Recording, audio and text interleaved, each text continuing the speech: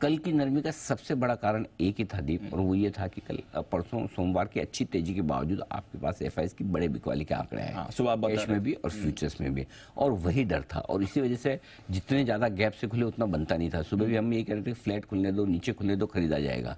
आज भी मैं ये कह रहा हूँ फ्लैट खुलने दो, नीचे खुलने दो, खरीदा जाएगा। लेकिन प्रॉब्लम है कि कहाँ खुलता है वो आपके हाथ में नहीं है, और अगर ज़्यादा मजबूत खुल जाए तो फिर सप्लाई आने का डर है। लेकिन कल के सेशन में जो कुछ हुआ डर वो इसी बात का था, और इसीलिए आप कल भी देखिए एक इंटरेस्टिंग चीज़ क्या थी, गिरना पहले दिग्गजों ने शुरू किया। मिड कैप और स्मॉल कैप शेयर तो बराबर मजबूत है। मिड कैप इंडेक्स तो फिर भी 1.5% हरे निशान में जाकर बंद हुआ, स्मॉल कैप इंडेक्स एकदम फ्लैट रहा, आखिरी आधे घंटे में वहाँ बिकवाली आई। कल के इस फॉल में दो चीजें हैं, एक पॉजिटिव है और एक नेगेटिव है। पहले मैं नेगेटिव बताता हूँ। कल कायदे से देखा जाए तो कल की स्क्रीन बेहद खराब थी, और कल आपको नहीं गिरना चाहिए। क्यों? अगर डाउ आपका 500 पॉइंट ऊपर बंद होकर आए, कच्चा तेल आपका $88 गिरकर $2-3 गिर कर आए, और डाउ फ्यूचर्स लगातार 100-125 पॉइंट आपके ऊपर हो, फिर अगर आप गिर रहे हो तो इसका मतलब क्या है? ये आपकी अपनी प्रॉब्लम है, राइट, और आपकी अपनी बिकवाली है, खुद की सेलिंग आ रही है, जो कि एफआईज के नंबर से स्क्रीन ने लिया।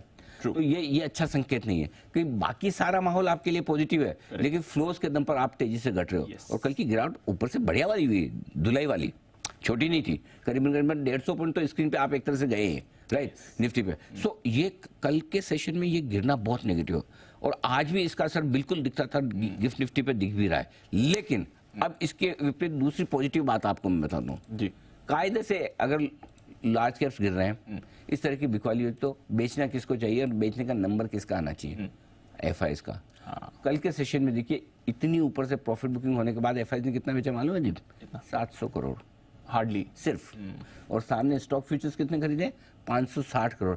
तो नेट 150 करोड़ की भी बिकवाली नहीं है, उसमें भी 67 करोड़ के इंडेक्स फ्यूचर्स खरीद दिए। यानी कि एफआईज ने कल की बिकवाली में उनका योगदान नहीं है। तो फिर किसने बेचा? ट्रेडर्स ने। तो देखो तीसरी महाशक्ति दमदार हो रही है, उनके दम पे मार्केट बढ़ रहा और घट रहा है, ये आप देखिए।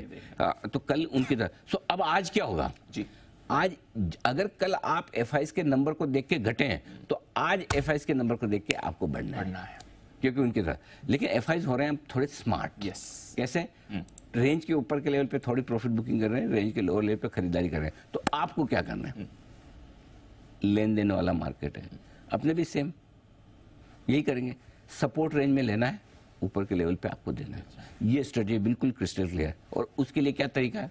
गैप से खुले, जितना ज़्यादा खुले, जितना बढ़िया सपोर्ट के नज़दीक मिले, ले लो, डन, वहीं पर बस मौका मिले, इसी के साथ चलेंगे। तो बहुत क्लियर कर स्ट्रेटजी है, आज में कोई कंफ्यूजन नहीं। डरिए मत कि 2 दिन तेजी होकर कल गिर गए तो ऊपर नीचे हो गए, कुछ नहीं, कोई टेंशन नहीं है। न बाजार इलेक्शन तक, चलो इलेक्शन आ गया, दिवाली तक न जोर से घटने वाला है, न इसमें भाग जाएगा कि हाथ में नहीं आएगा। करेक्ट, दोनों चीज नहीं होने वाली। और उसके ऊपर अगर होनी भी है तो आज तो नहीं होगी। फेड की मीटिंग देख लेते हैं, सुन लेते हैं।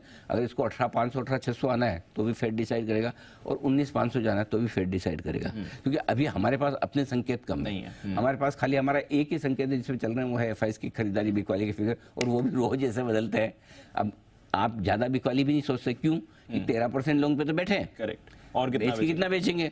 सो वो भी आपको पता है, बेचेंगे एक आध दिन बेचेंगे, फिर रुक जाते हैं, तो आज रुक गए। सो बड़ी बिकवाली भी लगातार नहीं होने वाली, अनलेस ग्लोबली बहुत खराब हो जाएगा, तो आपको मुझे नहीं पता, है ना। सो मेरे हिसाब से बेस्ट तरीका इस मार्केट को ट्रेड करने का 2 तरीके से, एक, इंडेक्स में आप ट्रेड कर रहे हैं तो आप सपोर्ट लेवल पे ले लीजिए, रुकावट के लेवल पे थोड़ा प्रॉफिट बुक करके वापस इंतजार कीजिए, पहला।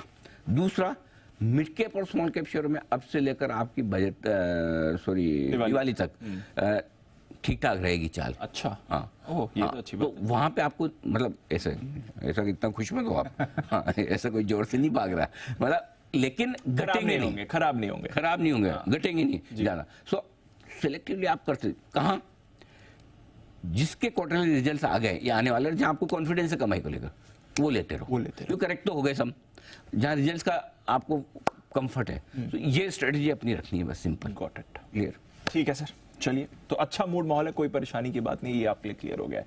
बताएं सर, फिर आज के लिए कुछ खास? फेड की बैठक के पहले अमेरिकी बाजार मजबूत है, कच्चे तेल की गिरावट भी आपके पॉजिटिव है और कल की मुनाफा वसूली में एफआईज ने बेचा नहीं है, ये अच्छे। लेकिन आज जो चौथी लाइन इंपॉर्टेंट है वो ये कि फेड की बैठक के पहले थोड़े सतर्क रहेंगे। बहुत अनाप शनाप तेजी भी नहीं होगी तो कोई बहुत जोर से घटेंगी भी नहीं। कमज़ोर शुरुआत हो तो खरीदना है, ज़रूर खरीदना है। एफआईज की इंडेक्स लॉन्ग पोजीशन अभी भी 13% पे, 12 से 13%, 1% चढ़ी है, हिली है, तो कोई टेंशन नहीं। 18,925, 19,050, 125 पॉइंट की रेंज स्ट्रॉन्ग सपोर्ट जोन है। 42,300, 42,500 बैंक निफ्टी पे बेहद स्ट्रॉन्ग सपोर्ट जोन है। यहाँ पे बिना किसी के इन्विटेशन का इंतजार किए आपको धीरे धीरे खरीदना है। ऊपर में रिकवरी में 19,250, 19,350 पहला टारगेट निफ्टी का बनता है और 43,725, 43,875 तक का टारगेट बैंक निफ्टी का बनता है। ये आप लेके चलें। ठीक है, गॉट इट।